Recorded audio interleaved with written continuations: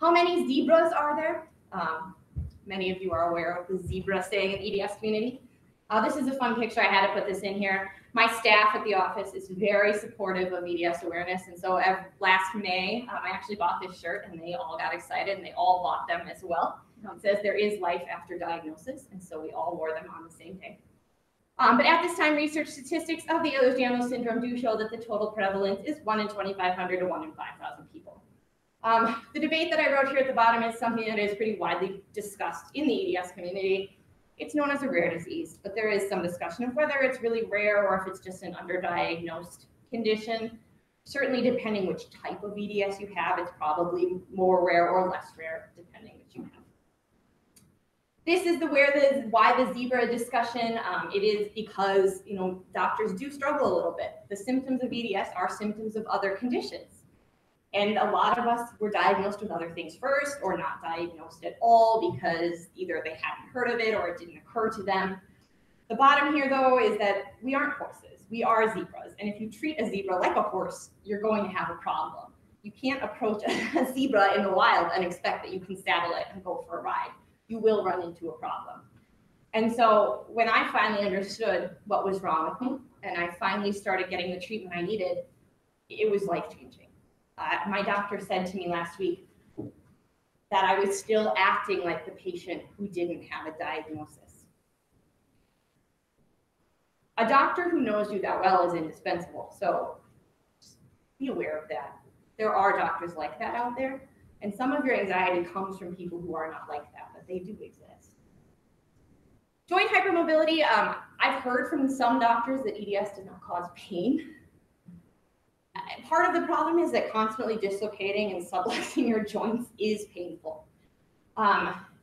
This is a photo of a subluxed knee. If you looked at my legs right now, you would see that the turning was pretty bad. I had 4 reconstructive surgeries on my legs before I was actually diagnosed.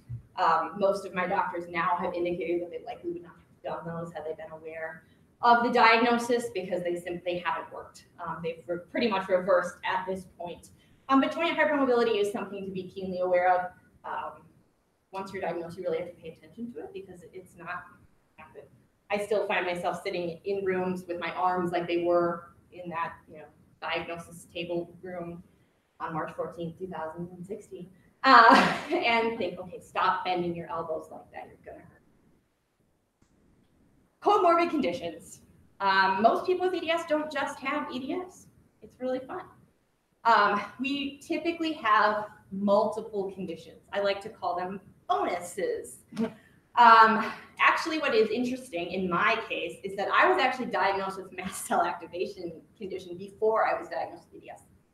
I had all sorts of allergies, as we've discussed, that no one could ever trace. I would go into I would have episodes of like anaphylaxis that they just couldn't isolate, and scratch tests would never work. But some other issues that we can run into, POTS, obviously, dysautonomia, those kinds of things, gastroparesis, anxiety disorders are much more prevalent in EDS. So we deal with a lot of additional conditions, and having doctors who are aware of not just EDS, but the other symptoms and other conditions that you can have in addition to them are important. Also, laughing is important, so I put memes in my presentation. What does this mean, and how do I get diagnosed? I couldn't put everything in this slide, and I'm not a doctor. The first thing I will say is that I gave up probably 5 different times trying to figure out what was happening to me. And a lot of people kind of thought I was exaggerating. I didn't experience that people didn't believe me. I'm thankful for that. I know that there are a lot of people who go through being fully disbelieved. In my instance, it was more, is it really that bad? But I didn't give up. In my case, bizarrely, my boss is a very mentor type boss. And I was dislocating things and falling down in my office, walking from a desk to another desk, like a distance of 15 feet. And he said, you can't do this anymore. This isn't safe anymore. And the last time I had seen a doctor, all he said was, I really can't see anything wrong, but your legs are really crooked. I could break them for you and straighten them if you want. And I wasn't going to do that. And so my boss said, you need to go to a different doctor. We have to send you somewhere else. I'm scared. And he convinced me to go, even though I was scared. And he told me that no matter what happened, I was still going to have a job when I came back. And no matter what happened, the people who cared were still going to be there when I got back. And so I went. And a friend told me I had EDS 2 years before this, mind you. She's not a doctor, but she told me because she has it and she knew. And I didn't listen because I didn't want it to be true. And so when I went to see this doctor and he said all these things, I said, don't tell me I have EDS. And he laughed and he was like, how do you even know what that is? And I told him the story and he said, yeah, I'm pretty sure you do. And they ruled out everything else and put the diagnosis on there and referred me to the genetics clinic, which was, as you can see, 2 years ago, and I still haven't had that happen. But the long story short is there are a lot of things that are important about having a diagnosis. And you can't, the reason we're here today is because your anxiety is real and it's valid and it's important, but it can't stop you from getting what you need, and it needs to be handled. Because there are things about having EDS and other complex medical issues, like getting EKGs, because EDS can cause heart problems, that you need to do for your own safety and your own health. And when I found the right doctors, my anxiety didn't go away, but it did get reduced. I found ways to cope with it, and you're going to learn even better ways to cope with it because I found people like you guys who are in my life, and I found ways to make it better. I read a quote the other day that said, it's never going to get better, but you are going to get better at handling it. And that is what I've found to be so important. This is my guide to dealing with it. I try to make funny things, like Kylie Jenner tried to turn my back brace into an outfit. So that's my Who Wore It Best EDS edition. The frustrating part about this is that when someone says you have EDS, it's not like when someone says you have strep throat and they write you a prescription for 10 days of penicillin. It usually means you're about to get 15 more. And you might suddenly understand things. And I talk about how when I first got diagnosed with EDS, I was elated. Like I was happy and I understood everything and I was so excited. And then suddenly it hit me that I was incurable and I could not process and I couldn't deal with it. I can't even handle it right now that I'm depressed. I don't even think it's true, but it is. The pain is a lot. It is hard to be in pain all the time. It is hard. I don't look like anything is wrong with me. I hear all the time, but you look fine. You're young and you're pretty and you run a city. You can't be sick. Well, I mean, spoiler alert, if it wasn't true, like, okay, is there a coupon I can cash in that's like gonna like get me out of it? Like, I didn't know that there was like a you're too pretty way to like avoid this. If that's possible, I'm willing to do that, but I don't think it's an option. But the thing is, none of you are really alone. Even if you're alone at the doctor, you're not alone. Most of us have been there or are there now. We're complex and we're anxious for very valid reasons. And like I've said, we might have really weak collagen, but we've already been through the really hard part. And the fact that we're still here and we're in this room means that we're really strong. And I think what Tammy's about to go through, I've seen what she's about to tell you, and I wish that when I was going through what I did, I would have heard it, because I think it would have helped me. I think I could have been diagnosed sooner if I had heard what those tools were. And I'm excited for you guys.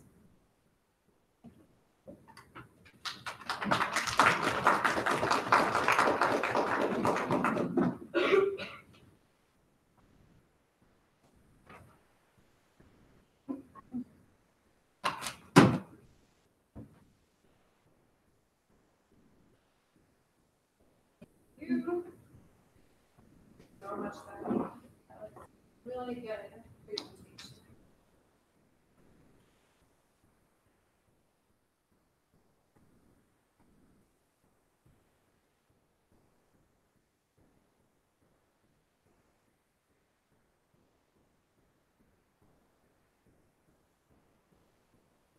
So, thank you again, though, Stephanie. That was really good. I know this event is for medically complex patients, and so I thought that there will be people online or people in attendance who might not even know what EDS is. So I really wanted to point that out.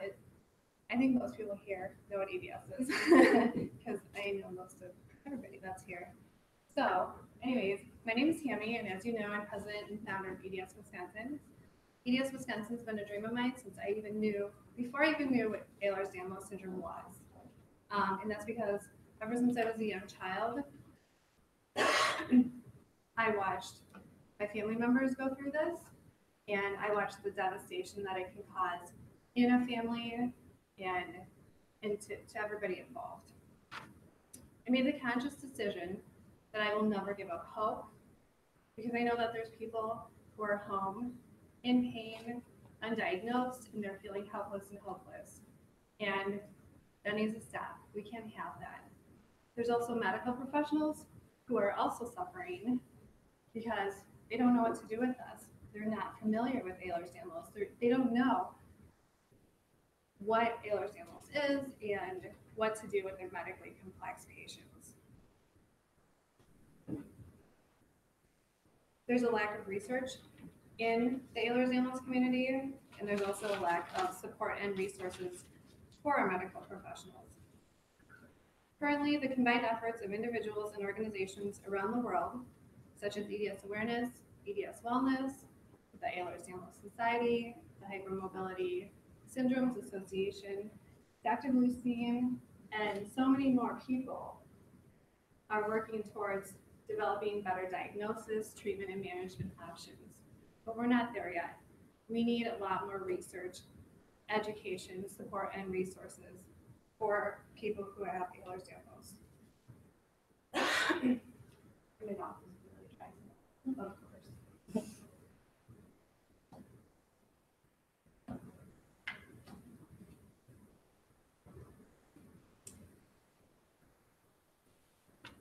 We all must start working together to find the best solutions to manage and treat the varying symptoms of medically complex patients, and we need to do this now. Last year I went to EDS Wellness's program called Wellapalooza, where I got to learn a lot about ehlers-danlos and the comorbid conditions. And the night before the program, I was in my hotel room, scrolling through Facebook before I was going to bed. And what I saw was that a friend of mine, her sister had passed away.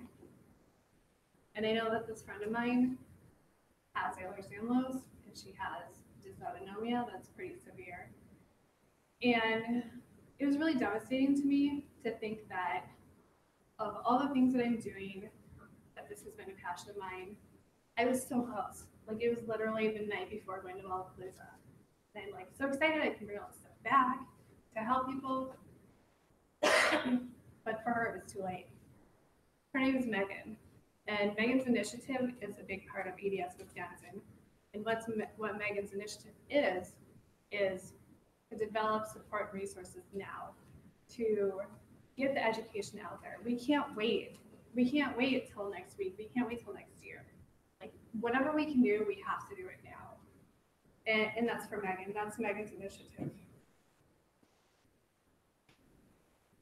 So the reason we're having this event today is because ever since I graduated from college, with my degree in healthcare management,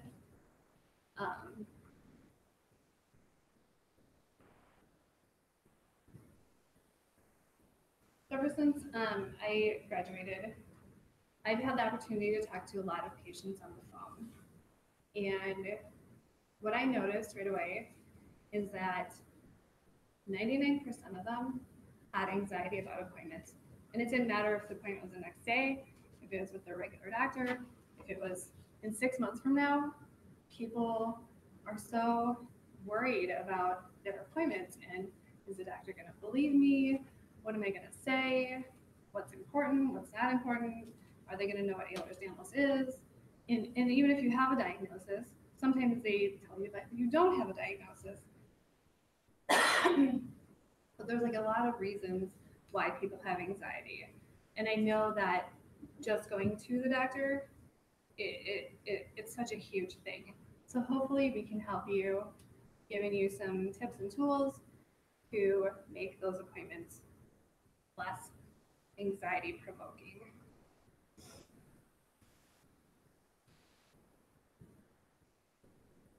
So Dr. Bluestein did a couple of surveys recently. One was aimed towards patients and their anxiety, and one was aimed towards doctors and anxiety. I think something that we may not realize is that doctors also have anxiety about their appointments, with us especially, because for a lot of reasons. The same reasons that we have anxiety for going to see them. There's so much information, and there's not a lot of management and treatment options. So what she found in her survey was that 54% of the respondents felt that going to the doctor would be a waste of time because of past experiences.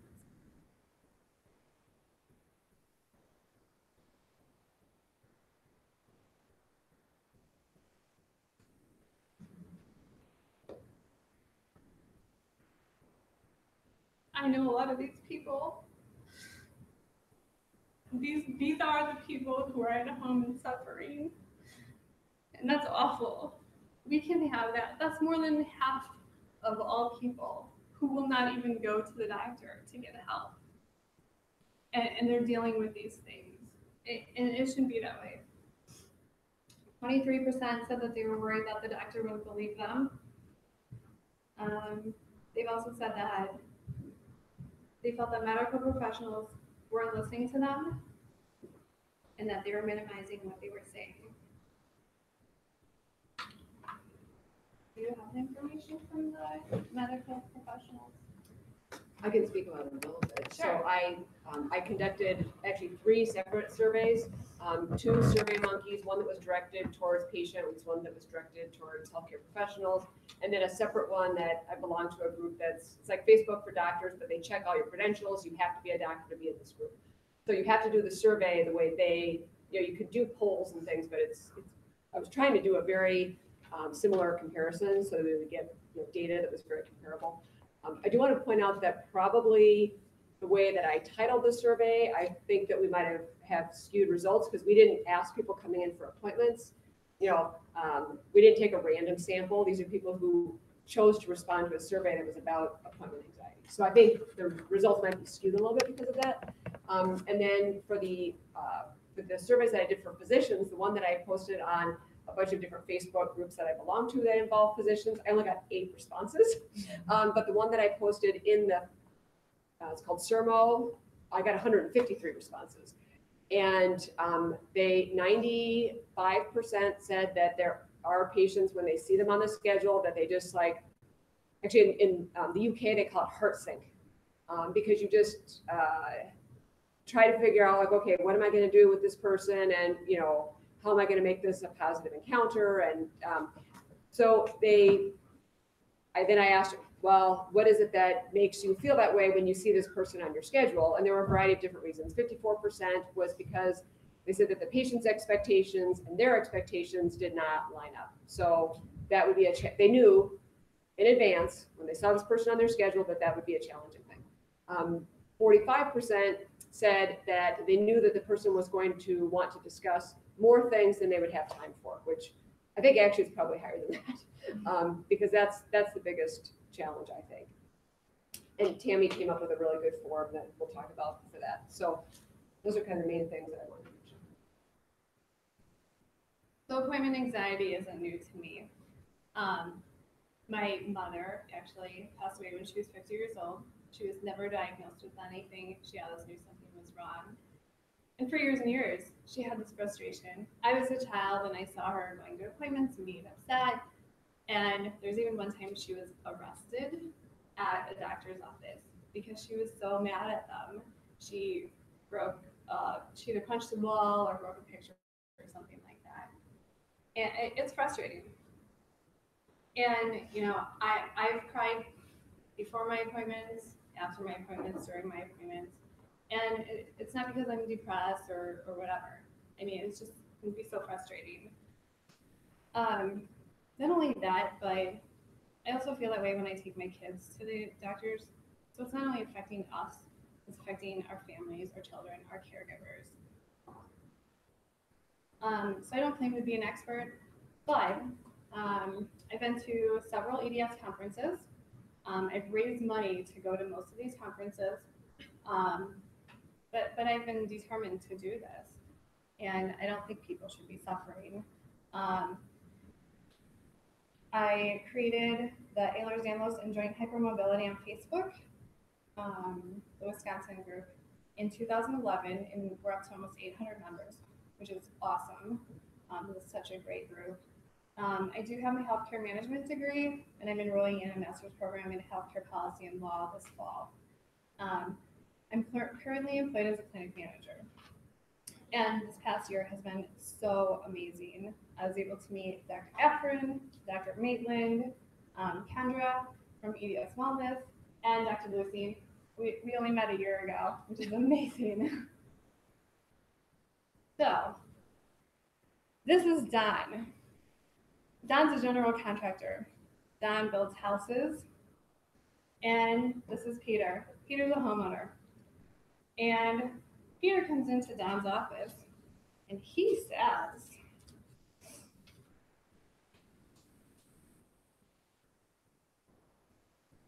"Hey Don, something's happening in my house. My beams feel unsafe in the basement. I have wires hanging all over. I have water all over. There's holes in the walls. I have glass all over. There's no light in my house. The heater isn't working. I have no refrigerator. There's only one burner working on my stove. And there's books all over the place. And I lost my favorite teddy bear." And this is Peter. And this is how he's feeling. And he's like, "Oh my gosh, this is so awful." But this is what Don sees. All that stuff that he described is on the inside. And Don's looking, and this is what he sees. This is what Peter goes home to, and this is what Peter experiences. So that's a lot like what medically complex patients go through. We have normal test results, we have normal x-rays, and as much as the doctors want to believe us, all the evidence and what they can see, it doesn't look like there's anything wrong. What is it that Peter wants? That same thing is like what patients want. Patients, we do not want to have pain and other debilitating symptoms. Does that sound right? We want to know what's wrong. We keep being told that nothing's wrong. We know something's wrong. We have pain. We have things going on, and they keep telling us that nothing's wrong. We want to be believed, and a lot of this information we actually got from our focus groups that we did last year about what patients need and what patients want. So we want to be believed. We've been to so many places where maybe they want to believe us, but they just don't, or they think that it's not that bad. Validation brings me back to this. Like, I know I'm dealing with this and experiencing this, and it would just be nice if somebody would understand that. And reassurance. Peter wants to go home to a safe home. We want to be reassured that it's going to be okay, that we're going to be okay, that our kids are going to be okay, and that the future is going to be okay, that we're going to be safe. What is it that the doctor wants? We want to be able to fix people. I mean, I teach at the medical college, and every single medical student that I teach, every single physician friend that I have, they want to be able to fix things. We're in a time where people are living longer, so more and more medical problems are coming up. People are having to deal with more and more multi-systemic things, so they affect your cardiovascular system and your musculoskeletal system and your neurologic system and autonomic nervous system and things like that. But yet we're in a system where things like procedures and surgeries are the things that are well compensated. So the medically complex patient, which EDS is kind of just a classic example and probably relates to a lot of people here, but we don't know, maybe there's going to be some people online that or here that have other things going on that are medically complex. But our current healthcare system is just not well designed for the medically complex patient. They need time and they need a lot of things that are challenging for us to provide. We want to help people. We want to be able to figure out what's wrong. For me personally, I feel better when somebody says to me, I know you might not be able to fix it, but just even knowing that you believe me really helps. And I can tell you that I don't think very many people say that. So if you say that to your doctors, it kind of gives them a break, because I know it may seem like, well, why can't we figure out what's wrong? It's a lot harder than you think, because you can speculate, but we're held to a standard of, we should not be putting a diagnosis on the chart unless we have good evidence to think that you have that condition. So there's lots and lots of restrictions that we have to deal with right now. I just came across a statistic that last year, doctors spent 52 hours logging onto their EMR. So it's a lot of, every time you go, if you're rounding in the hospital, every time you leave one patient and go to that, you have to log in, log out, log in, log out. It's, we're dealing with a lot of regulations, a lot of complexities, and we also, it's nice if people can come in organized, and then we're going to get to that a little bit later too. But the more you can organize, what are your goals for the appointment? That really helps us a lot, because I had an appointment the other day with somebody. It lasted 5 hours, and there was still more that we could have talked about. So you definitely, the more organized that you can be, the more you can prioritize, the better that is for us. The more we can help you leave with what it was that you really wanted when you came in. And also, I think, too, understanding and having realistic expectations that no matter how long the visit is, even after 5 hours, we didn't get to everything. So understanding that, you're not going to be able to get to everything. So focusing on what's important.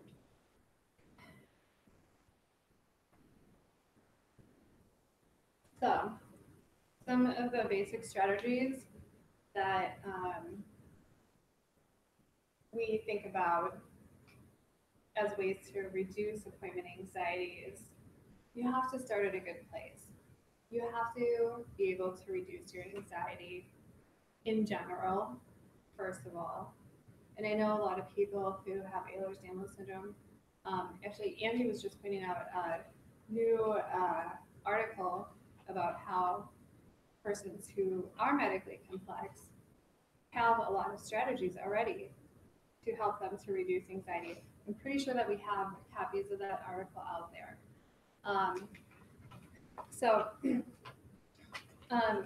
Probably a lot of stuff that you guys might already know, but believing, have faith, and acceptance. Believing that things can get better, believing that your appointment can go well, and believing that there are answers and solutions out there.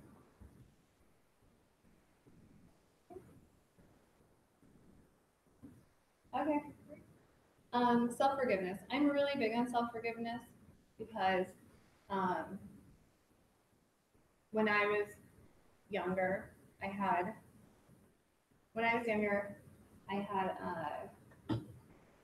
was actually seeing a therapist. I was about 24 years old, which was actually quite a while ago. My kids were little. And I knew that I wanted my kids to grow up to be happy. And I was trying to figure out how can I make sure that my kids are happy when they get older. And the only thing that I could come up with was that I have to be happy myself. And so I needed to learn how to be happy myself. So I went to a therapist. And when I was with the therapist, we talked about quite a few things, but he did do one thing that's kind of a meditation, hypnosis kind of thing. It's called EMDR. It's eye movement desensitization that helps to form new connections in your brain for past traumatic experiences. So when I was a kid, some bad things happened to me. We did the EMDR. And ever since that day, I have felt so much better because those things that happened to me when I was a kid and traumatic experiences can really hold us back as individuals. If we think that those things happen to us because of us, then we start blaming ourselves and feeling guilty and feeling bad. And I think this relates to doctor's appointments because we might have a genetic condition and medical problems, but that doesn't mean that it's our fault. So if we can find a way to forgive ourselves, that can help us a lot in our appointments. But not only can it help us, it can help us. When we can forgive ourselves, we can also forgive the doctor. We can forgive them for not knowing and not having all the answers and the solutions for us. So forgiveness and self-forgiveness is super important. Visualizing success.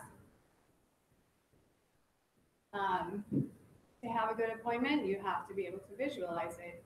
If you're going to think that your appointment is not going to go well, it probably won't. Education. Knowledge is power. The more that you know, the less anxiety that you'll have. And we have this picture of a girl on a roller coaster. Still think of the first time that you ever saw a roller coaster. And think of the first time you saw a roller coaster and it was really scary. But then your mom and your dad or your brothers and sisters started telling you about the roller coaster and how safe it is and that people have been going on roller coasters for years. And the more information that you had about the roller coaster, maybe you finally went on the roller coaster and had a good time. So education and knowledge can be very empowering.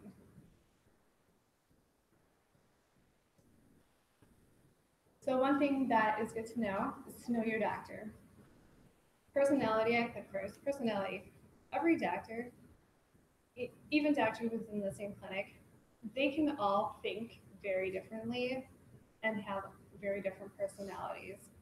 Some doctors are open to learning new things, other doctors are not.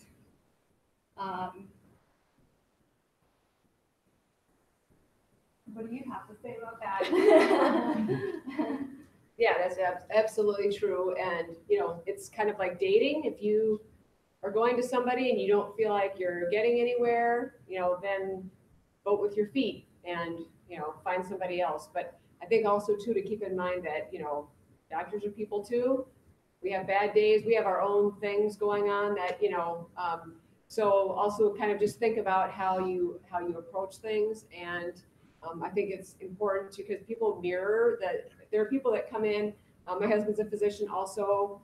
He does much more straightforward things. He's a urologist, but he has people come into his office for an initial appointment. He's never seen them before, and they are so angry.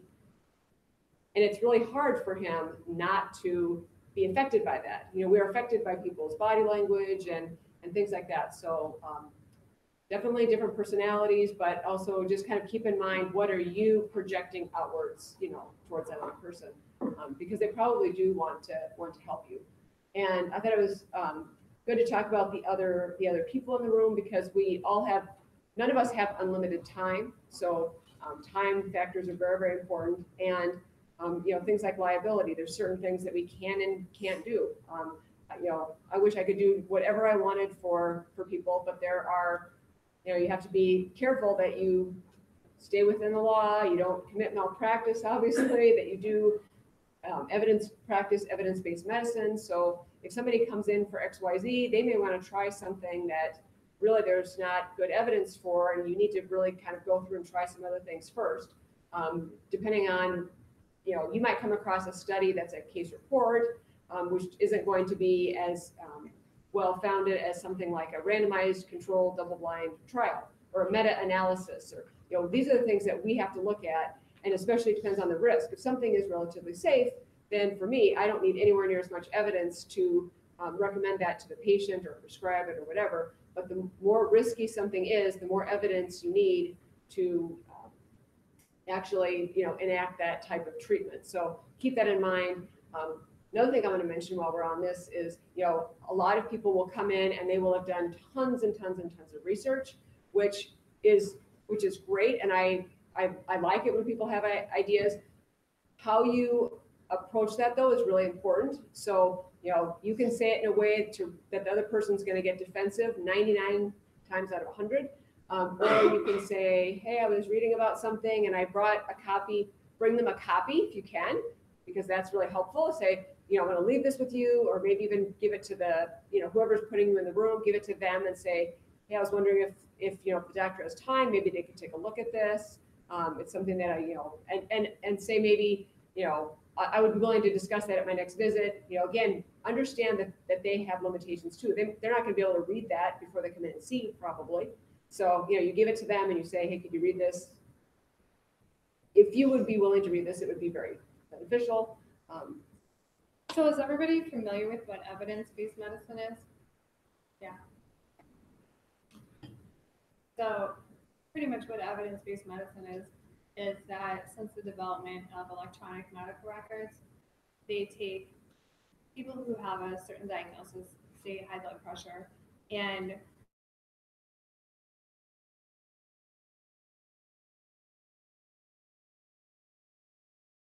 people tried this 10,000 people tried that, and they'll look at all the different data of what people have tried, and they'll look at the outcomes, patient outcomes. So if a lot of people, or the majority of people, have had success with a certain kind of treatment or management option, that's something that's going to be recommended before another option. So in the past, you think, I don't know, in the 80s, doctors they had all these things available to them, but they actually had a lot more say in what they wanted to try. Now we have a lot more information. There's tons and tons and tons of data out there about what works and what's good for people. So even if we want to try something different, there may be a lot of evidence pointing to something else that we should try. Not only that, but insurance companies want us to try those things first. Especially, they think about cost too. What's the least expensive that gives the biggest result? So I think that's something that's really important to keep in mind. When I was in college, I did a paper about pay for performance, and I'm not really sure if there might be varying forms of that being done now, but pay for performance is where they offer to pay medical professionals more money to have better outcomes. So maybe in the surgical room, if there's less infections afterwards and things like that. And, they really have the patient in mind, saying, well, if we have better outcomes in these situations, there's less likelihood that they're going to come back. So they did this pay for performance, P for P, just call it that, for a few years, and then they started evaluating the results.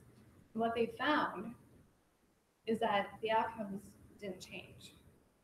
The outcomes of what the doctors and other medical professionals were doing didn't change. And what they concluded from those studies is that doctors do the best job that they can. Doctors don't go to medical school.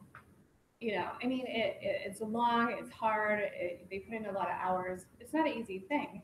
And they found that those doctors are going to school because they actually want to help people, and that there's nothing that we can do that's going to help them work harder to make us better.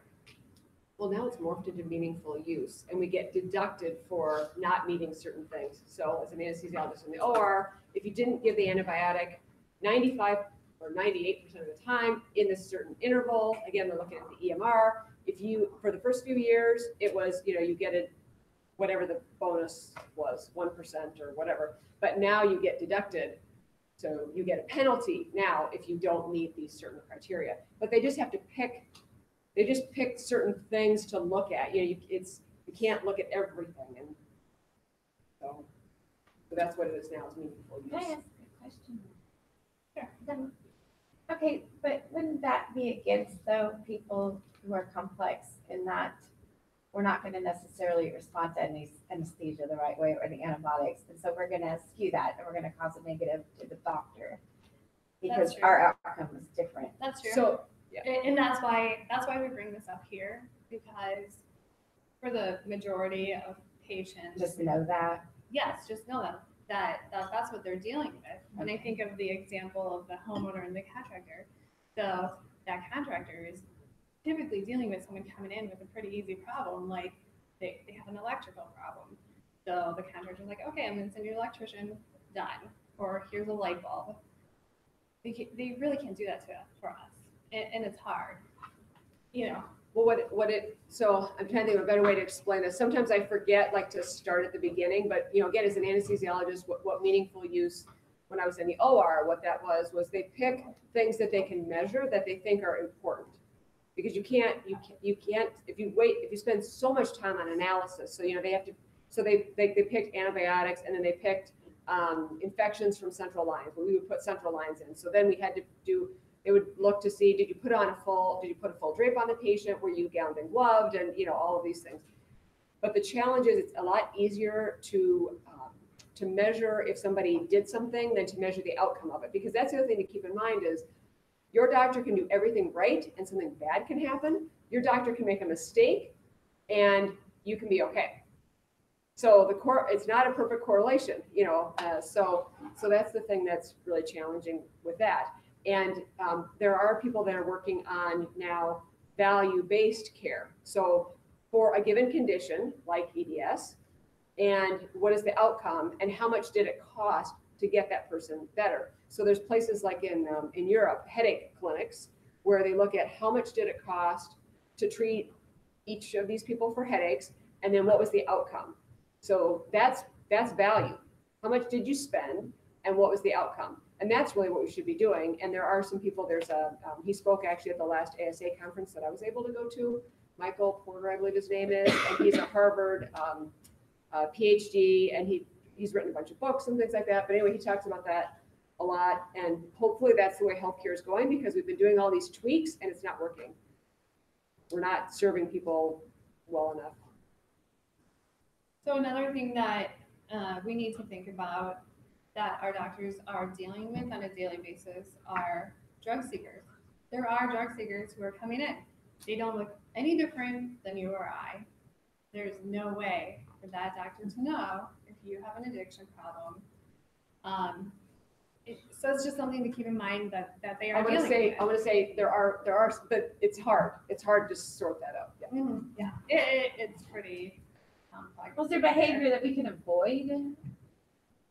to come up so that you don't appear like a drug seeker? I can tell you certain things that Seriously, yeah. Yeah. No, I had someone recently that tested positive for heroin, fentanyl, codeine, and so anyway, and they had come to me with a letter and said, my insurance company has approved this narcotic and this is what I want. And already in my mind, I was like, I'm not feeling comfortable with this person. I feel like something's going on, and I had seen them several times. And then when they showed me that letter, I was like, and we were, entering into the situation. I was like, oh, and I knew we had to do a urine test, and I wasn't surprised when it came back positive for all those things.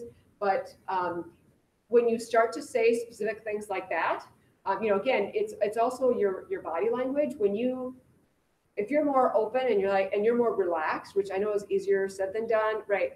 I had a patient tell me that they came to me from Green Bay, and she said, I did not sleep at all last night because I was so nervous about meeting you. And it made me feel so bad, like that, like she was that nervous. But so right. I understand what you're saying, and I think that that's a big thing, though. If you are open-minded, you're like, I want to show that you will be compliant, and this is a good opportunity to mention about compliance. I'm actually okay with people if they come back and they weren't compliant, if they explain to me why. Right. And if they're respectful about it. But if they're like, if they say, well, I know we talked about this last time, but I decided not to do that, and this is why, I'm okay with that, So I think it has to do with communication and respecting each other as people. Relationship building. Right. Personalities. You're not going to get where you want to be in one appointment. I mean, relationships with people, anyone that we know, I mean, you can't trust them just from knowing them once. It's something that you have to keep going back and you have to develop these relationships. And I know, even for myself, long time ago, like I did go from doctor to doctor to doctor, like primary care doctor, because, you know, I just wasn't getting what I wanted or needed, or I didn't feel how I wanted to feel at my first appointment. But maybe you won't. But if you have a doctor who is open-minded and who's willing to work with you and listen to you, go back. Maybe they don't know. And it doesn't even have to be your primary care doctor. It can be a GI, it can be any of them. I mean, like, my best doctor for the longest time was my GI doctor. I knew he wanted to help me, and we had a relationship. And, you know, I've always been honest with him. And, you know, if I wasn't compliant with a medication or something, I would tell him. But that's part of building those relationships. We have to think about doctors may not be able to believe us.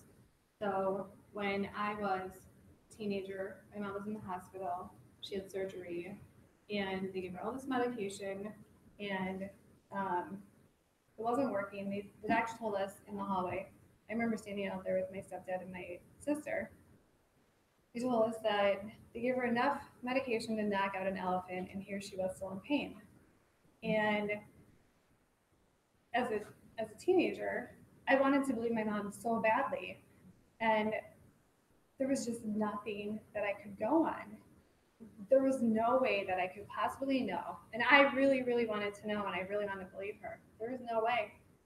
And so just know that as much as your doctor wants to believe you, and especially when we have test results that come back normal all the time, that they just might not be able to believe you as much as they want to.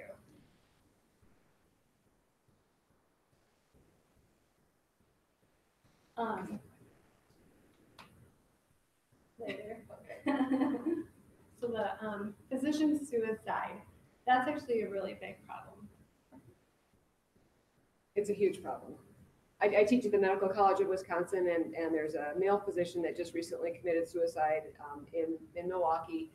And when I was at some training last summer, some people that were in training with me had to leave to go to the funeral of a third-year medical student that had committed suicide. It's a big, big problem. And Doctors could look at yes, Yes. yes, Yes. yes.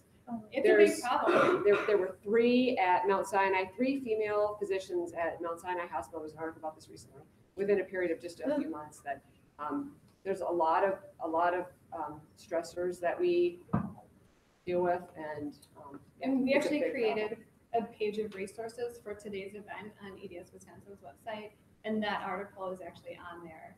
And I've actually seen a few different articles about this topic, but I mean, think about the fact that they're going to school for all these years to help people, and you get done with college, and you know, if you're not able to help people, I mean, Yeah, you go through college, you go through medical school, you go through residency, and then you have all these other external pressures, and you know, people are complex and challenging, and you're a perfectionist, and a lot of them have to do with something happened to somebody, and it's, you know, I think that's another misconception that it's a good opportunity to just bring up. It's devastating to us when something doesn't go right. I can think of one thing in particular that had happened to me, and it took me a long time to get over it. I mean, it is really devastating. You mean like with patients? Or? Yeah. so I put this little thing up there by the Dr. Seuss. Be who you are, because those who mind don't matter, and those who matter don't mind. And my daughter actually helped me come up with this as we were talking about this, because if it's not working out with a doctor, it's not working out in a relationship, you know, you do have other options.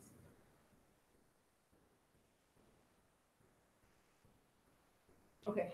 So another thing to keep in mind, and I mentioned earlier about doing research, a lot of times patients have They know what's going on with themselves enough and do a lot of research. And I wanted to point out that there was a study done back in 2002 looking at how many articles, this is for if you're a general practitioner, and that in a given month, the number of articles that were relevant to that person's profession were over 7,000 articles. And if that person was an epidemiologist, which if you're an epidemiologist, that means that you can more quickly digest the information in these articles. So if you were to, fully keep up and read everything that was relevant to your profession, every month you would spend 672.5 hours reading journals. So keep that in mind. If you come in and you say, hey, did you see XYZ?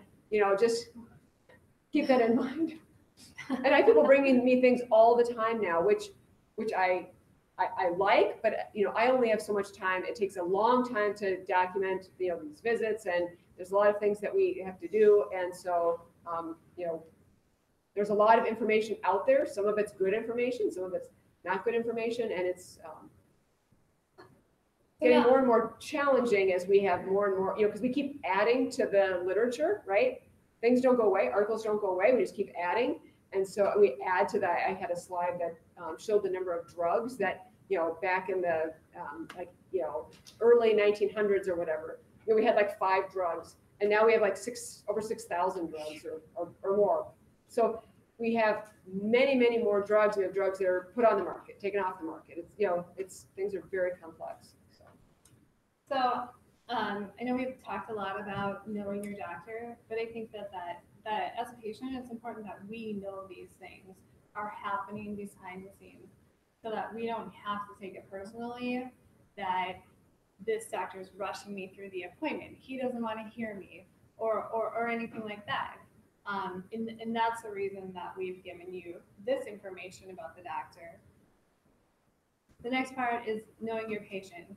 So for medical professionals, I think it's important that they know what their patient is going through, their medically complex patient is going through, before they come to their appointment. So you're, say, the primary care doctor, and you have all these things going on. You have somebody who came in with strep throat. They had a temperature, a fever, and white spots in their back of their throat. Write them a prescription. They're done. The next person comes in. They have a broken toe, and you know how to fix that. And so then they come in, they see us, and we have all these things going on. They need to not just look at that, but they need to look at what the patient is going through that day, during the appointment, before the appointment, after the appointment. I mean, this is the patient's life. Daily symptoms: brain fog, headache, fatigue, joint pain, stomach pain, sensitive skin, allergies, IBS, dizziness, and more. So they need to know, like, we're experiencing this. And when we're experiencing this, it's super hard to know which of these symptoms is important. We have so many things going on. We're not sure what's important. So kind of like in the beginning where Peter was talking to Don, the contractor, and he's like, and I can't find my teddy bear. Well, okay, that's really might not be a big deal, but to him, he doesn't know. Like, maybe it's really important to him, and maybe it's not relevant. Maybe it is. And I know I felt like that before my diagnosis. Like, the doctor's like, why are you telling me this? Like, I've had him tell me that, and I'm like, well, I don't know what's related.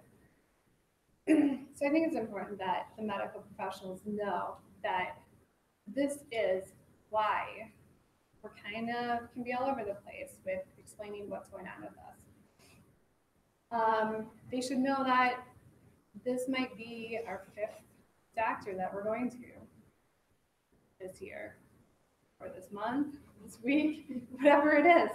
And we've not been believed by any of them, or they just brush us off, or we feel like we've been brushed off.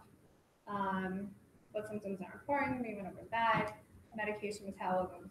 So they'll look at our charts and they'll say, well, they have all these things going on, and so-and-so gave them this medication and they had a problem with this medication. So then they tried this one, and now they have a problem with this medication. And the list goes on and on. I think that they just don't want to be fixed. They don't want to take medication. When actually, a lot of medically complex patients have drug metabolism issues. And this can actually be tested for. For Wisconsin, I know that Badger Care covers a company called GeneSight. Wait, what's it called? GeneSight. And that should be on that resource page for EDS Wisconsin. We also have some flyers out on the table for, what's the name of that one? Millennium Health. Well, Millennium Health is who I use for pharmacogenetic testing. Yeah. And are you talking about though for the event that's next month? Oh yeah, there's a flyer out there too. So they're having an event, but it's called pharmacogenetic testing, and that can help. It helps. There's not a whole ton of research in it, but it can help them to understand why medication is not working for us, and it has nothing to do with us not wanting to take it. Not only that with the medication, so we can have sensitivities where we're metabolizing it too quickly or too slowly. We can also have actual allergies, which can be related to the mast cell. Once I learned about mast cell activation disorder and the medication metabolism problems that we can have, suddenly my list that's like huge of drugs that I'm allergic to, I could sort them out between what I was sensitive to with my metabolism and what I was like actually allergic to. So if a patient has a long list, I would really suggest looking into the pharmacogenetic testing. I think that medical professionals should also know that people who have a lot of things going on, a lot of symptoms, may not be able to work. They may be spending a lot of money on different things that they need to buy for their health care, maybe special food, medications, bracing, co-pays, deductibles, premiums. We all know about that. And also that their family members and children are also dealing with these things. And there's nothing more heartbreaking than to see your family members dealing with these kinds of things. Knowing about the laws, HIPAA, health insurance,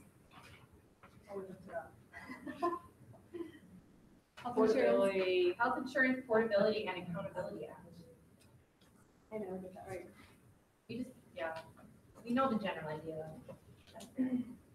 So through talking people with EDS Wisconsin, I realized that a lot of patients don't understand or realize that there's these laws in place that can help them actually. Your records. So if you're going to a new doctor's office, they don't necessarily have your records, and they do not have to have your records. Wait, what? If you're going to a new doctor's office, they don't necessarily have your records, and they don't necessarily have to have them. You have to give permission to have your records sent. So it's not like everyone in the healthcare system is one thing. And there's independent clinics. So if you want to share your records, especially in this area, there's a lot of different clinics. I know down in Madison, a lot of them are part of the same network. So that might be a little bit different. No, there's three main ones. Three They're all main ones. separate. Three main ones, but they're all separate. Mm-hmm. So here more in Wausau, they're kind of all separate. So we have a lot of little clinics. Well, here, I mean, there's a few, but And if they're connected on the same EMR, which some of them are separate, but if they're on the same EMR, then they have access to your records. So it just depends. I guess the point is, don't assume. Don't assume that they're, and if you can help with that, getting the records, if there's certain things that you feel like are really important, you might want to communicate with the office that you're going to be going to and say, I want to make sure that you have XYZ records, and you can do things to help with that. As a patient, you have a right to look at your records and to have access to your records. So Or to again, not have them sent.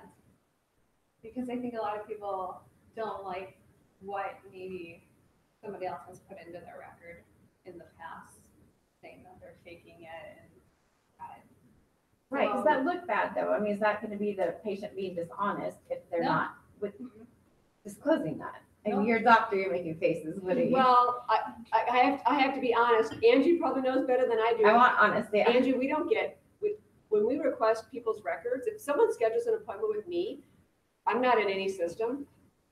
My clinic is just me.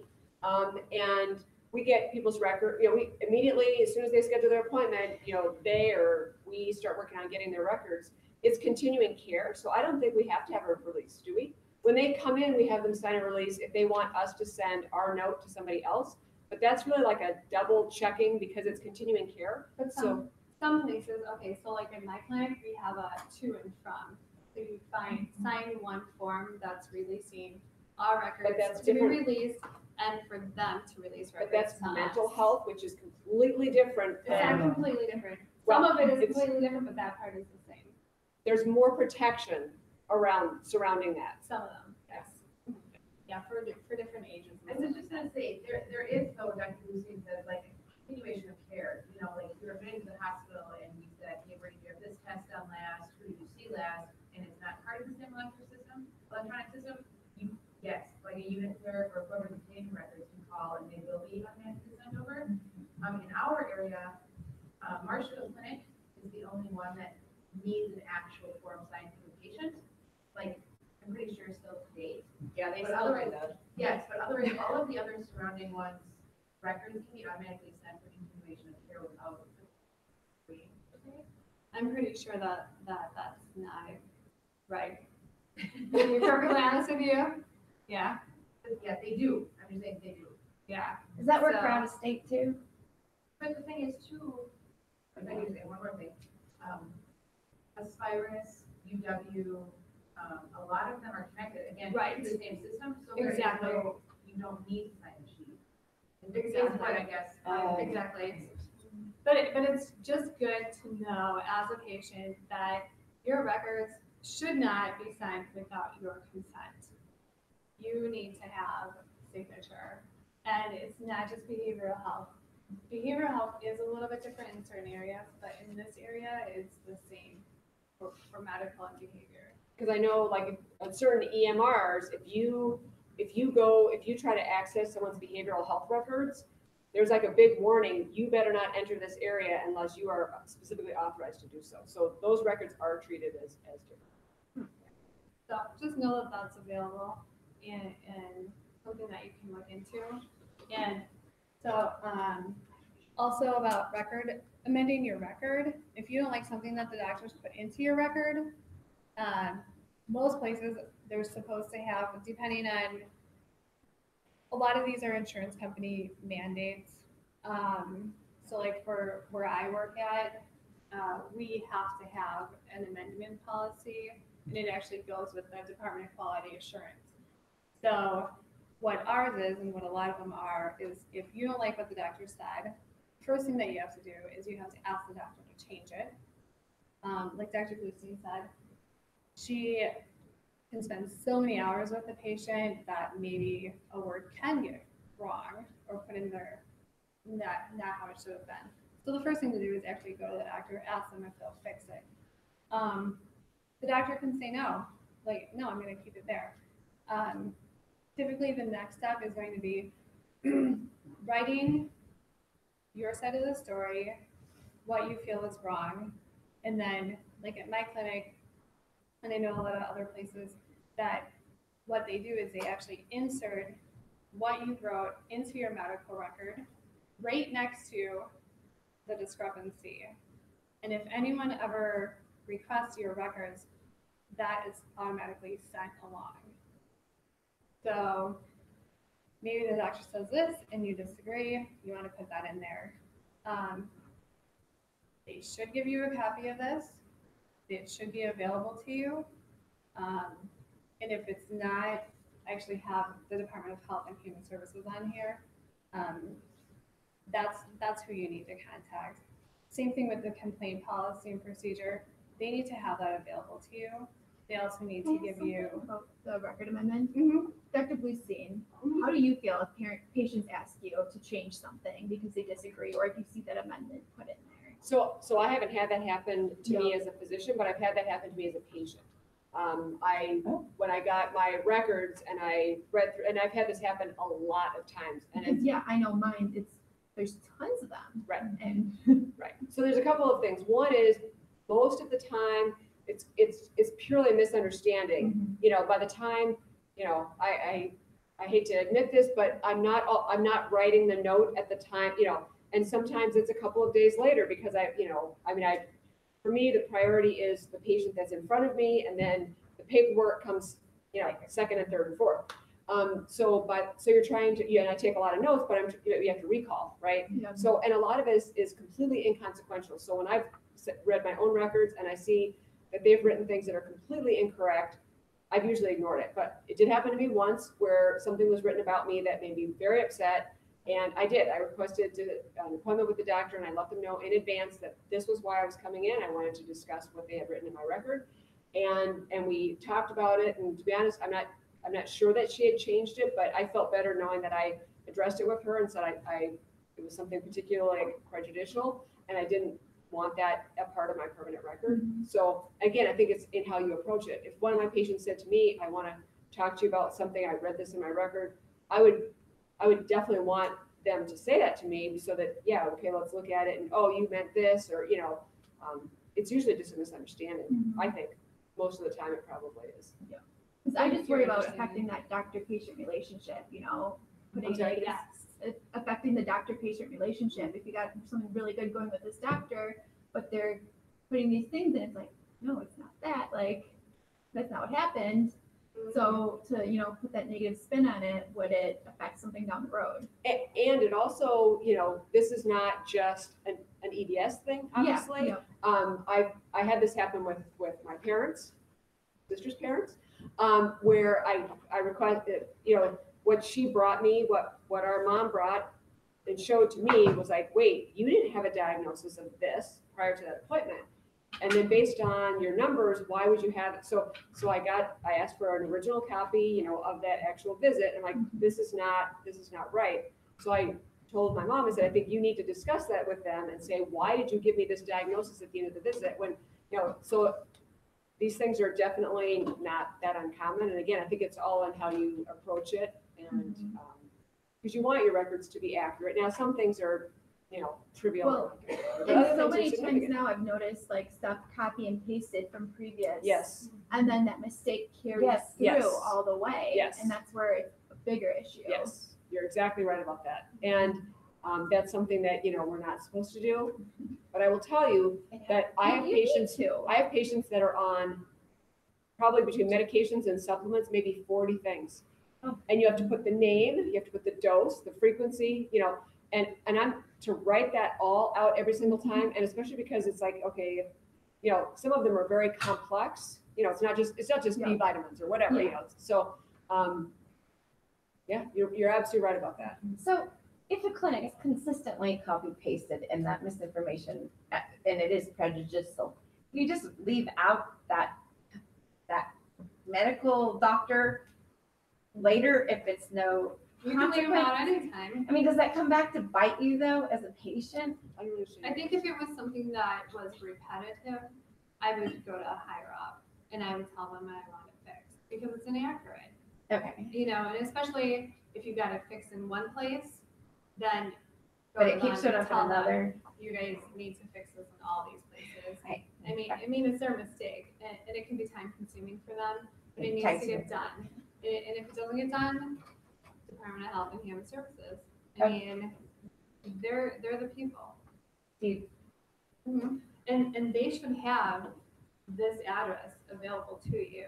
And actually, one other thing I want to mention about this, so again, as an anesthesiologist in the OR for over 20 years, I've worked at many hospitals where the pharmacist would actually come to, even in outpatient surgery, the pharmacist would come to the patient's room and attempt medication reconciliation before I would be seeing the patient.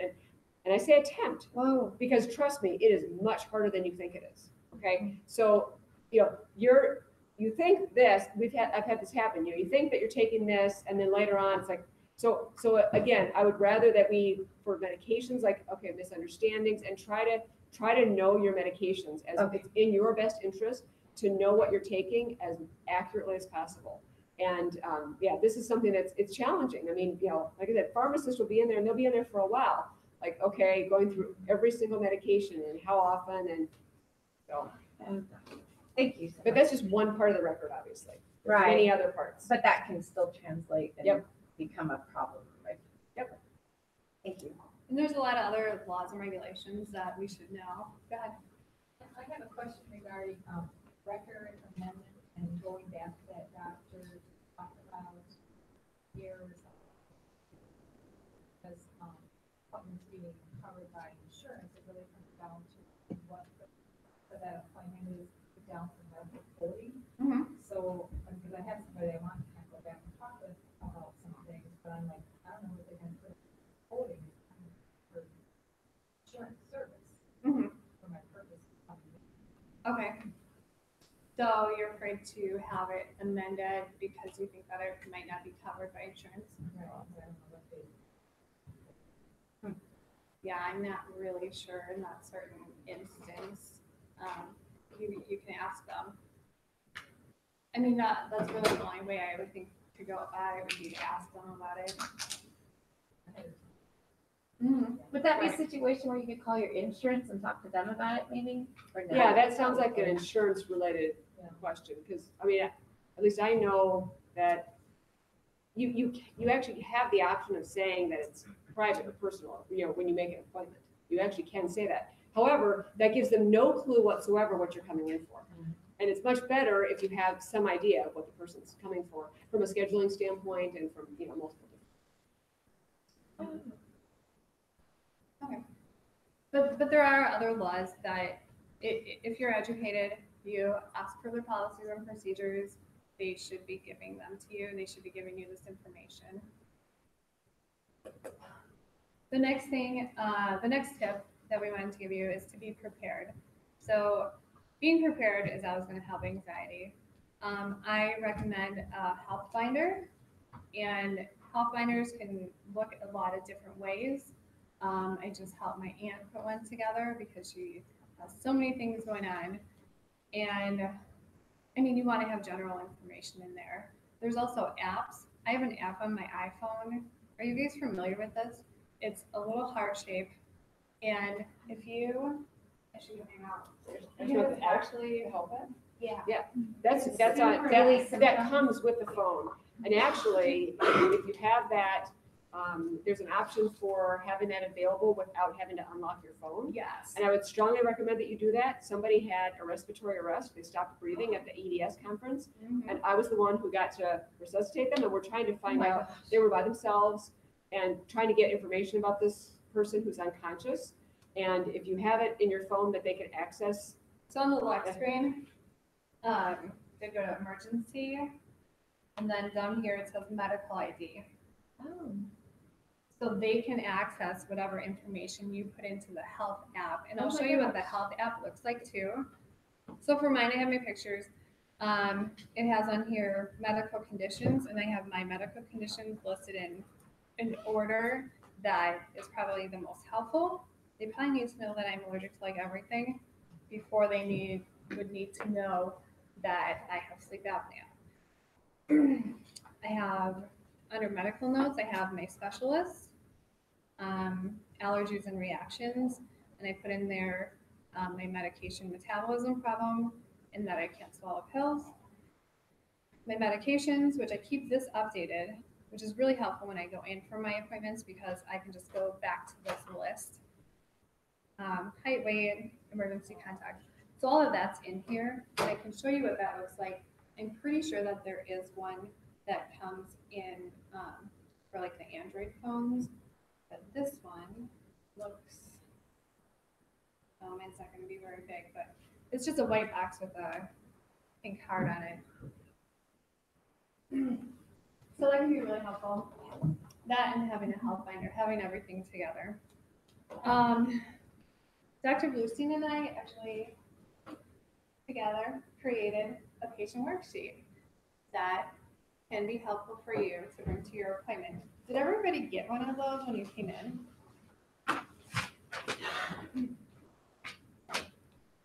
I couldn't get it up here, but if you look at the patient worksheet, so for medical records on every page, you need to have date, patient's name, date of birth, or identifying information on every single sheet. That way, if they get separated, they still know whose it is. This specifically is for people with ehlers-danlos syndrome, and up at the top, there's a little note for the provider about ehlers-danlos syndrome. So it's really important when you go to your visit, this will help your doctors. The main reason for my visit. So what is the main reason for your visit? Did you want to switch medications? I don't know. You have certain symptoms that you're concerned about, and this is don't feel bad if you feel like I kind of struggle with this, because somebody that I was talking to who works at a VA hospital, they actually have a team of people that work with the veterans in advance of their appointment to identify their goals.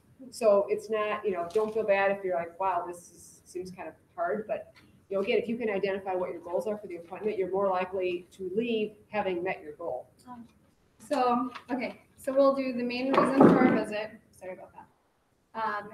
The biggest concern I have about my health today is, and try to only do one here. And I know that there's a lot of things that we might have going on, but we really need to try to understand that we have a lot of things going on. We're not going to address them all in one visit, and that also has to do with building and developing that relationship. And the contractor, in the beginning, Don, there's all these things going on. I mean, he can't possibly fix all that stuff in one visit, and especially when the homeowner comes in and gives them this big long list, and then he's like, what? I don't even know where to start. Like, what is going on? My head's spinning. Kind of the purpose of this is to help them. Allergies, and there's a little bit of note on there for persons who have EDS, just saying that we often have multiple allergies. The next page is medications we take. There's a little note there about medication metabolism, and we do have resources on our website about the medication metabolism issues. Also about medications that we've used in the past. So you can print additional sheets. We have separate ones if you have a longer medication list. You can also keep these in your folder and make copies of them for your different doctor's appointment. Of course, the reason for your visit would be different, but you can keep that in your health binder. Page 3 is symptoms.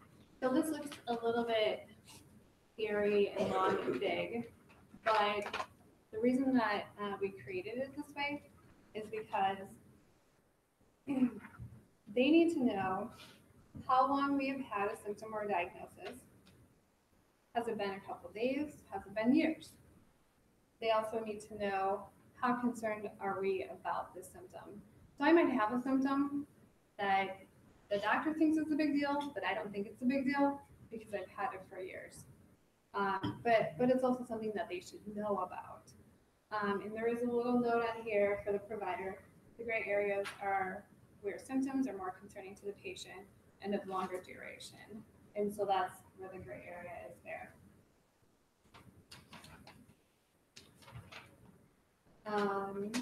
Let's see.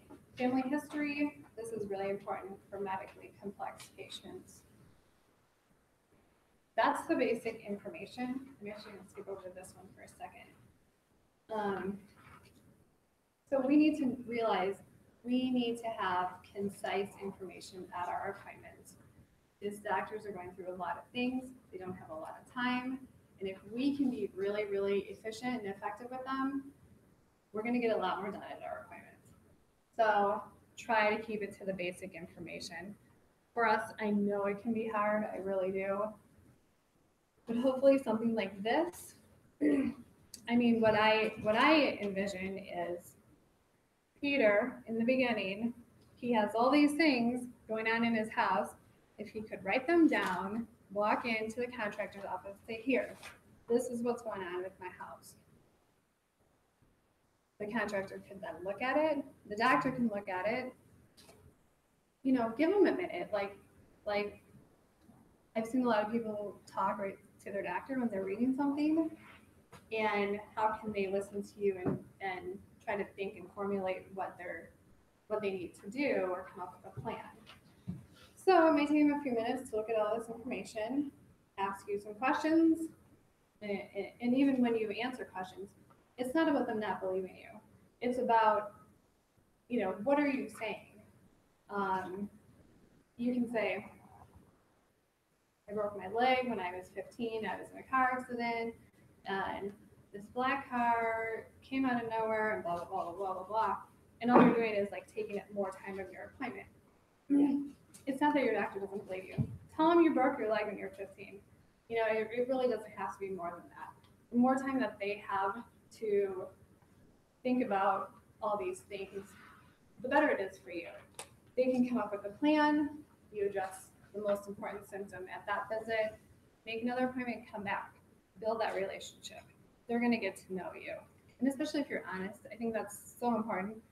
Just being honest about your symptoms, you know, especially like with mast cell or with EDS, because that was so frustrating that one day my knee was hurting.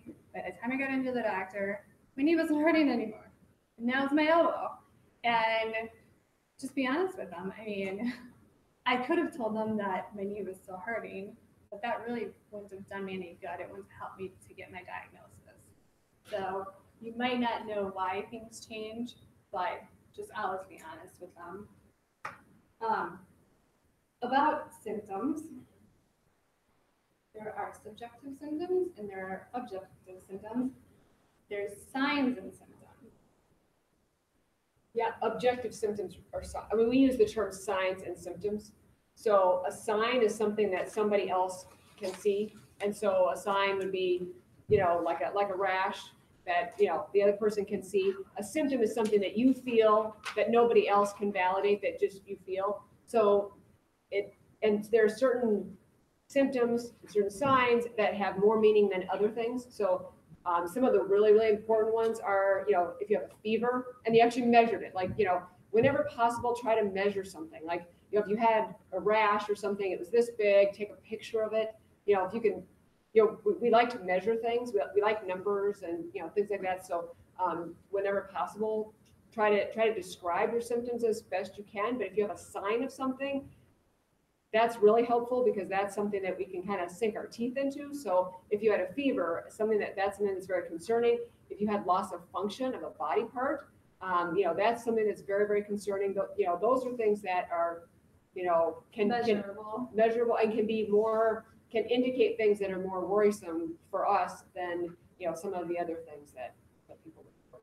So, you know, if you feel like you're having issues like with your blood pressure or something, you can get a home blood pressure cuff and actually take your blood pressure and then, you know, start a journal and kind of write the number, and then you can just bring it in and kind of, you know, show them and they can kind of quickly scroll through. But it gives more, you know, this is the thing that's so hard is high blood pressure is, you know, pretty easy to treat. You've got numbers, you're treating the numbers. Pain, it's the person is reporting it, and there's so many factors and variables and things like that. So whenever possible, you know, really try to focus on, well, what are the really worrisome things that are escalating, something that's getting progressively worse. You know, be sure to mention that. Or if it's waxing and waning, that's fine. But, you know, try to, like, if I ask somebody, okay, when did this start? And they're like, well, was it 10 days ago or 11? Or, you know, that doesn't matter. Like a general, you know, just kind of try to. That's why it would be good to have one of those forms filled out before you go. You don't have to waste the time thinking about when it started. And you can transfer that information to your next appointment, and you can keep a running list of your symptoms and how long you've had them and things like that. So that would be really Well, helpful. actually, and speaking of our running list, people will say, well, I was in 7th grade. Well, it's easier for me if you tell me in 2012, whatever happened, because then when I put it in the record as 2012, that's always 2012. So years and years and years later, it's not 2 years ago, it was, so again, the more we can help each other, the better off, because honestly, we do have the exact same goal, which is to help you feel better.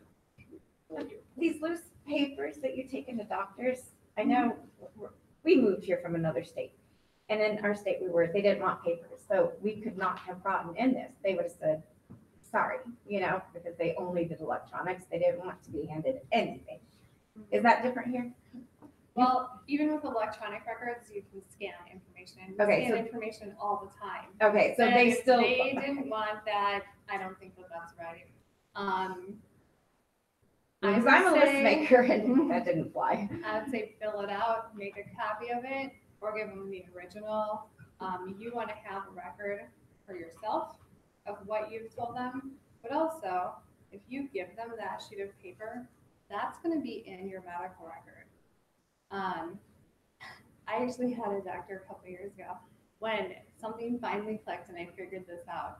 I brought him a piece of paper. I was working on a school assignment that day, and so I was on my computer and I was like, just typed up quickly what was going on and what information I wanted to bring to him. And I brought it to him. It was typed up, printed out.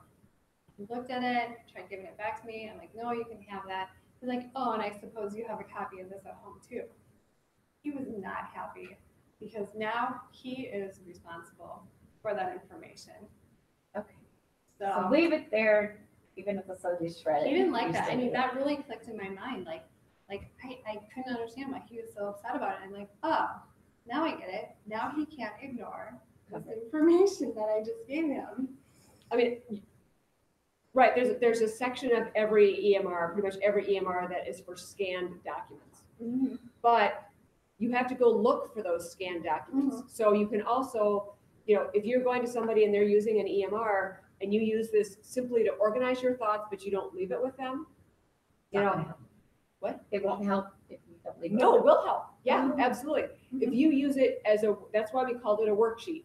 If you use it to organize your thoughts, you go into the appointment and you just kind of use that as a frame of reference. And again, I think you want to, the nice thing with the people that have EDS is they generally tend to be pretty intuitive. So you can probably get a pretty good read as to what's going on in the room.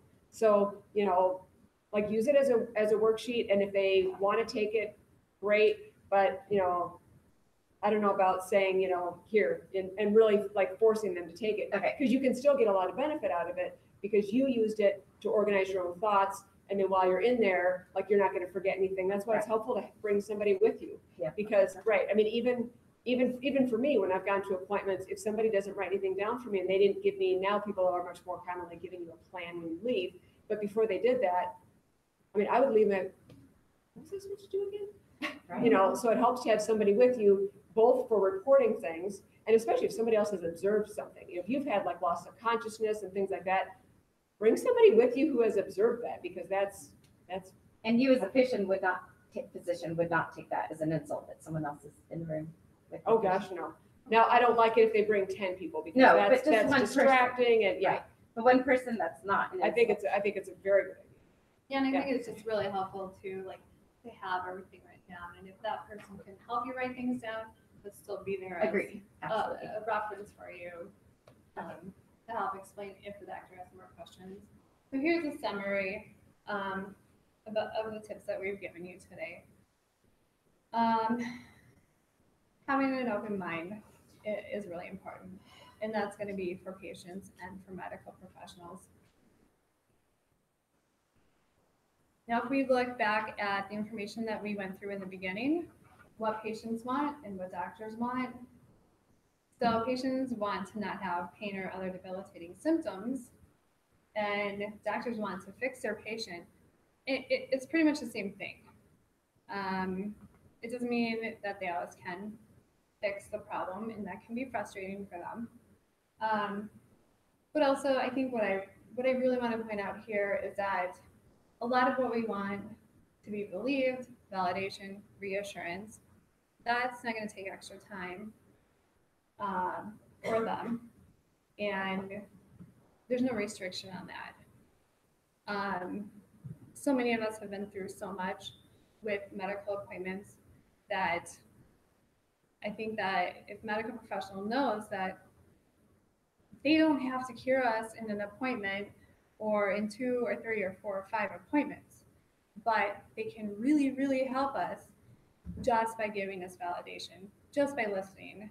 And even though we have all these things going on, they don't have to fix all those things, but they can help us by listening and validating us. My daughter came up with a really cool thing. She's right here. Her name's Kaylee. She said, if you can't leave with an answer, at least you can leave with something, which is validation.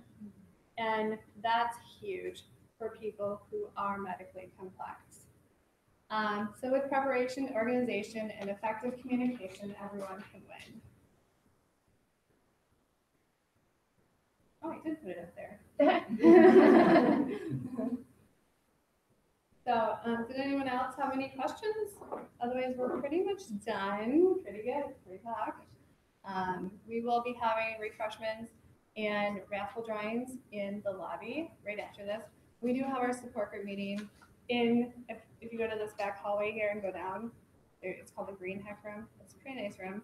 We'll have some more snacks in there afterwards at 3:30. Questions? Comments? Like the worksheet, that kind of preparing for appointment works well if you have a doctor who's willing to try. I think a lot of my anxiety comes from when I go to a patient, they're like, you have EDS, I'm not touching you. And that's like, you know, you wait so long to get in with a specialist, you have all these hopes building up, you prepare for it, and then you walk in the door and they're like, you have EDS, I'm done.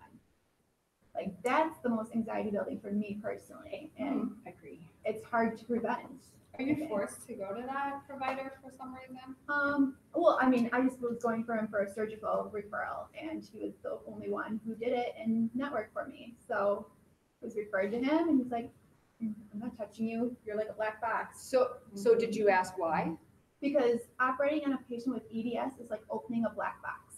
Well, I mean, it's, you know, again, depending on what their rationale was, you know, I mean, you know, we don't heal like other people do, and surgery should always be taken very, very seriously with anybody, but especially with people that have EDS. So it depends on, were they really not wanting to see you, or were they? No, they didn't want to see me. I went and saw 3 other surgeons who all agreed and got me to someone who was the best person to do it, and had to fight the out-of-network battle to do it.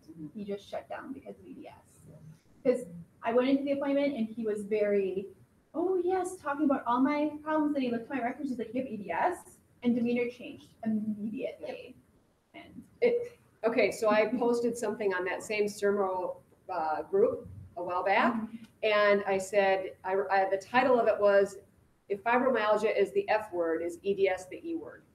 And I couldn't believe it, because I was curious to see, like, what are my colleagues saying about EDS? And I do believe you completely, because there were some people that had some very negative things to say. And I think it's a combination of, there are people that are, you know, they're burnt out they're, you know, they're exhausted. They're, you know, they are not in a place of being compassionate anymore. I don't know if they were, and now they're not, or if, you know, and I think it's they don't, hard. and they don't, Frustrating. it is, it's very, very frustrating. It's really frustrating to not be able to fix someone. And you're talking about fixing someone in 1 visit or 2 visits. I can't fix anyone with EDS, like, ever.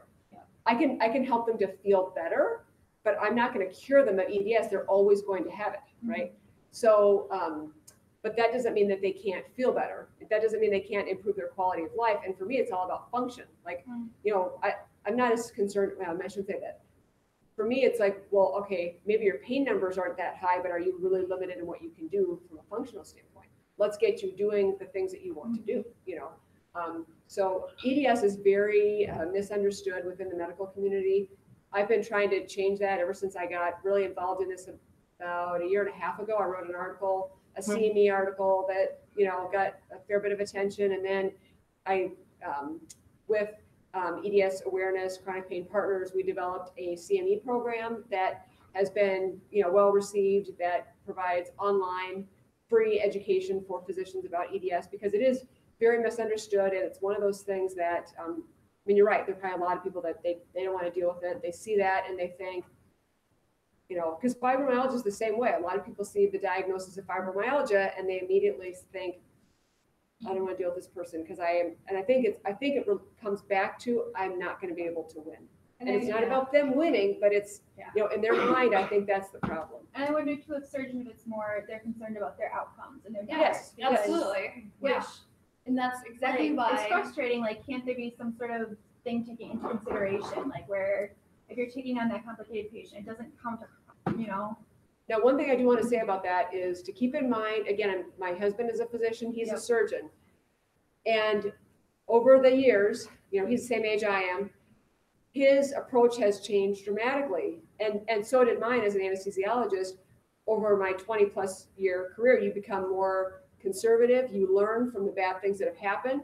So, I don't know if you've already had your surgery or it's upcoming or whatever. Nope, it's done. I'm a year out and doing really great. Yeah. So but just keep in mind that that medicine is not, we call it the art of medicine for a reason. And, I certainly have had conversations with my colleagues where they thought that this was the right way to do it. I thought this was the right way to do it. There isn't a right answer to a lot of things. So your surgeon, you're probably right that they were, because there's a difference between like labeling you and not wanting to deal with you and thinking this is higher risk than I want to take. And maybe it's not that they're being a bad person, it's that they really think that it's the right thing to do for you. Does that make sense? And that is exactly why we need more research, more education, more support for these doctors, and resources for them. Because the more that we help them, the more that they can help us. We really, really need to work with them. They are not out to get us. They're not our enemies. There's so many other things that are at play. There's insurance companies, there's laws. There's outcomes, there's so much, and there's not enough information out there to help us. And we just have to keep working together. We have to keep pushing to get more answers. We have a message from a webinar participant. Okay. So, it's from Kendra. It says, oh, hi, Kendra. Hi, Kendra. It says, preparing questions ahead of time is key, specific to that appointment. We often verbal vomit in times of stress or because everything is pertinent and providers are often asking and have to ask for everything. However, our histories are long and vast. Sometimes information isn't pertinent, some is. A timeline of events or medical history, bullet pointed, can sometimes help and is great for your chart. Bring copies or ask to make a copy. A patient worksheet like Tammy is sharing is super helpful for us and our providers. It also helps us think about possible outcomes and assess what you as a patient want out of the visit. What are your ultimate goals? A cure is great, a miracle therapy is amazing, but it could ultimately mean having someone willing to walk your journey with you, believe you, and be a partner in your healthcare, part of your team. Visualize and practice verbiage that is concise. We often need to hit it and quit it quick and without being on the defense before we walk through the door. We have to be prepared to state the problem, what we are asking for or propose, and what we are asking the provider to do or help with. Visualizing positive outcomes, taking a few deep breaths to gain composure and calm anxiety or nerves before the provider walks in, and being mindful of what always happens, thoughts that could possibly allow head trash to derail a potentially impactful and productive appointment. It's a partnership and it goes both ways, but if we do our due diligence and the provider doesn't meet us halfway and with respect, then we have to be okay with walking away. Have a plan to deal with disappointment and added appointment trauma pain, i.e. visualize possible outcomes and plan on how to deal with them. Thank you, Kendra. Kendra is from EDS Wellness. If you're not familiar with EDS She's Wellness. the founder and president of EDS Wellness. Yes. She's amazing. She's great. Like her Facebook page, go to their web. She has so much information out there. She's great. And that's a good point. What you were saying, did you feel like they were being disrespectful of you? That's completely different than, I think that word respect was, that she brought up. I have a question too, another one. Yeah. So I often will go in with like 2 or 3 questions I want to ask and discuss beforehand, like regarding care, different things. I've debated like whether I should send those questions to the doctor through my chart before the appointment, saying, "Oh, I want to discuss these at the meeting." Was that helpful, or would you rather just have it be there at the appointment? Like, For me personally, yeah, I would probably rather have that in advance. If it's especially if it's something that maybe I wouldn't be otherwise anticipating. yeah, I mean, if I've seen you fairly recently and it's more of a continuation of what we've been doing, that's different. But if you had something unusual come up, and especially if it might affect the length of your appointment or something, that wasn't at all anticipated, then I think actually sending that in advance is a good idea. And probably every provider is going to have different preference. same with like if you want to bring an article to share, that kind of thing. Would you rather have that beforehand? Oh, that's a good question. Uh-oh. because That's pressure. because now I get inundated with stuff, and I wish I had all day every day to I wish I didn't need to sleep ever, because I seriously could. I love to do research. I love to do research, but there's only so many hours in a day, and unfortunately I do need to sleep. So that's a good question. I would say that it depends on what it is, maybe, and depends on how it relates to that appointment. One note that I made before this was, I don't know if any of you guys are on Twitter, but I do this all the time. Like, I'll write something on Twitter, and then I realize that it's too many words, so I have to cut out words, right? If you think of it like a Twitter feed, and now I got to cut it out to the, and actually that's what we had to learn to do when you're doing your internship. And like for me, I had to do an internal medicine internship. So you're going around and you have all these patients, and then when you're making rounds, your whole team is walking from room to room to room, and you're presenting your patient to your staff. Well, we had to figure out, like, distill down to what are the really core important things, to mention. So that's a skill. It really is a skill. So don't feel bad that it's, but I really digressed from your question. I'm sorry. It was a very good question. I think I was trying to avoid it. What I'm thinking about, Because I don't know. It could go either way. What I'm thinking about is, okay, one of my favorite articles is like 12 pages long, and I know exactly where the information is that I want the doctors to see. It's the last paragraph on page 8, and so I'll highlight it. I mean, Because I've had, when I read an article, sometimes they're like, "Oh yeah, I'm aware of that one. It's good. I don't need it." And sometimes they're like, "No." And sometimes it's like, "Oh, let me see this." Like, and I'm like, "I wish I had more time to look at this." I'm like, "Oh, if I would have sent it sooner."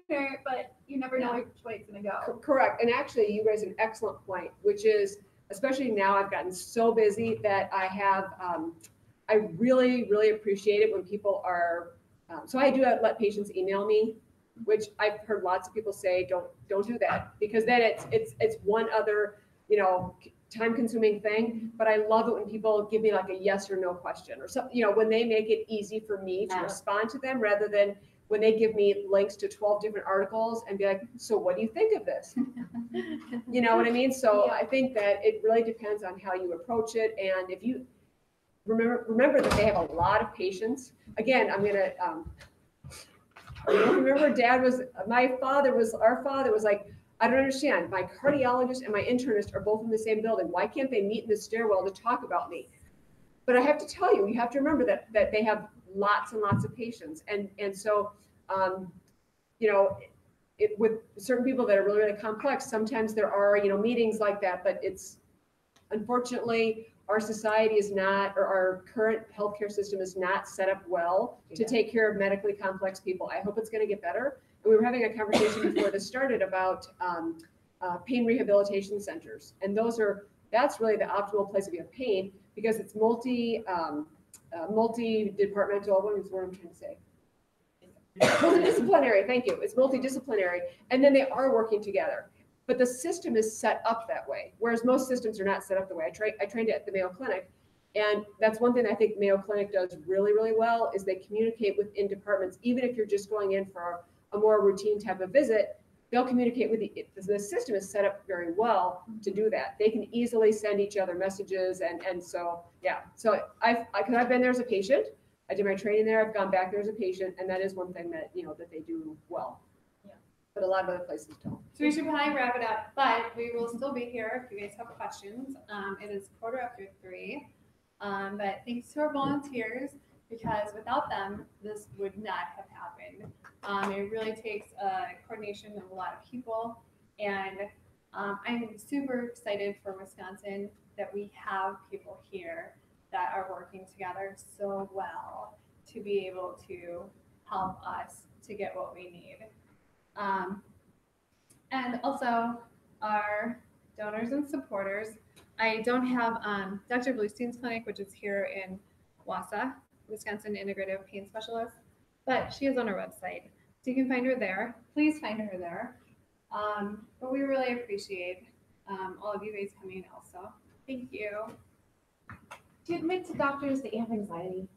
What's that? Do you admit to the doctors? Are you asking, is it a good idea to admit? Yes. I think it is a good idea. Okay, so do you disclose that? Yes, I think I think that it's a good idea to say why. Like, I am anxious about this. I'm just letting you know I'm anxious about this because it means a lot to me. This is very important to me. This is like my one chance to get help. So I think it's a good idea to mention it. And if I have a history of 10 doctors, Right. really bad experiences, do I avoid talking about that? I think again, it depends on if your demeanor and how you say it. Like, I'm anxious about this because I've had some bad experiences in the past, but I'm really happy to meet you. And I'm really, again, if they feel like you're holding that against them, then they're going to start off defensive, and it's probably not going to go well. But if you are honest with them, if you're honest and open and like, but I'm willing to give you a chance. You know what I'm saying? Yeah. Yeah. I'm hoping it's great up here. That's all I can say. If I could quick remind everybody, not to interrupt, but if I could quick remind everybody to fill out that survey, it's on the very back. That little half sheet, if you could quick fill that out, rip it off, and then we'll start a little pile here. Oh, no. And that's for a door prize, right? They'll get an extra door prize entry or something like that. Sure, yeah.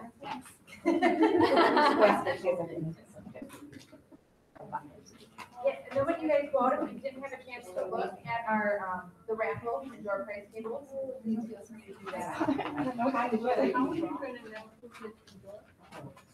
Please make it. Oh, no, when you get it in, we'll give you pause, everybody grab it.